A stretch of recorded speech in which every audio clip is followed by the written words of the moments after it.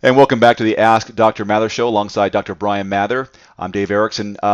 Today is about Kinesio Tape 101. You know, you see the basketball players, volleyball players, sometimes swimmers have this colorful tape around their shoulders, their knees, and that kind of thing. What's the deal with Kinesio tape? Is it effective, and should we look into it more? Yeah, Kinesio tape is very effective. It's been around for a long time, and it really became prominent nationally during the Beijing Olympics. Kinesio tape donated 10,000 rolls of tape to the U.S. Olympic team. So you saw Carrie Walsh, the sand volleyball player, with it on her shoulder for the first time, and it's kind of exploded since then. It works brilliantly well. We're able to tape our athletes that have injuries and keep them training in a lot of cases. So really what Kinesio tape does is it's buying you time. It's a way to take an injury, and instead of resting the athlete or making them take time off from their sport, we often can help heal the injury faster so we can keep them training, and we minimize the downside to taking that time off, or the downside to those injuries. For an example, if you sprained an ankle and that ankle swelled up and ballooned, you typically would have to immobilize that ankle, and you would lose probably close to a week or 10 days of training. With Kinesio tape, in that particular case, you tape it a very specific way, and it helps to pull the inflammation out of there very rapidly so that we can get the range of motion back into that ankle quickly so that those tissues don't tighten up, and then we have much less work to do once that inflammation is gone to get everything functioning so we can get that athlete back to training. So instead of they're taking a week off, sometimes you're taking a day or two off, or in some cases you don't have to take any time off at all. And it's a way to keep you training in a safe way. We can help protect that area of injury so that you can keep training along and you don't lose time. It's like a temporary fix, a powerful Band-Aid per se. It is a powerful Band-Aid, and a lot of people ask what's the medicine that's in that tape. There is no medicine in the tape whatsoever.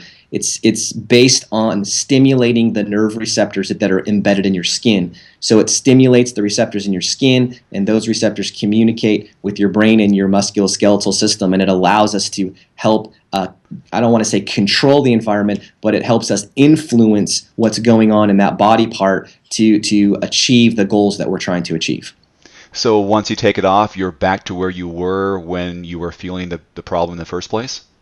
Yeah, to a certain extent. In some cases, we're repeating the taping process, especially when athletes will tape you, and then you go out and train, and you will sweat, and you'll break that tape down from the activity. So we may have to retape it, and we may have to change the way that we tape it. As you move through the different phases of healing, we would have different principles that we were after, so we would modify the way that we tape it and the styles that we tape it. There's a lot of YouTube videos out there on how to tape different body parts, and they're quite effective.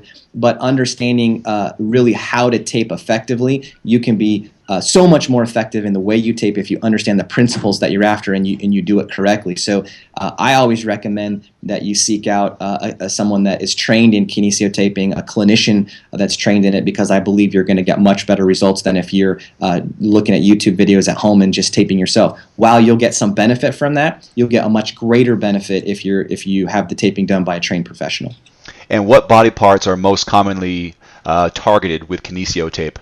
I would say shoulders, backs, and lower extremities, knees, calves, ankles. They seem to be the ones that we do the most taping on. But honestly, if you look into the history of kinesio taping, it's used for pretty much any ailment you can imagine. There's a taping procedure for it to try to assist that condition. And in your rehab protocol, how do you use that as a chiropractor? Whenever I am trying to speed the healing process up, I'm going to try to use kinesio tape. For example, yesterday we had somebody come in, and they took a bad fall and had a significant bruise on their hip, and they could barely walk. And so I taped the hip in a way to try to pull the bruise out, try to pull that inflammation out as fast as possible so that I can get their mobility back and I can start to control that environment. This particular player is a hockey player and is unable to skate at the moment, and this could often be a 2-week process before we can even get them back on the ice, so they'll lose a lot of conditioning. So if I can get that hip mobilized and get them back on the ice, in 2 or 3 days, they're not going to lose their conditioning, so they can start getting back to training, and hopefully we get them back to competitive hockey in a very short window of time.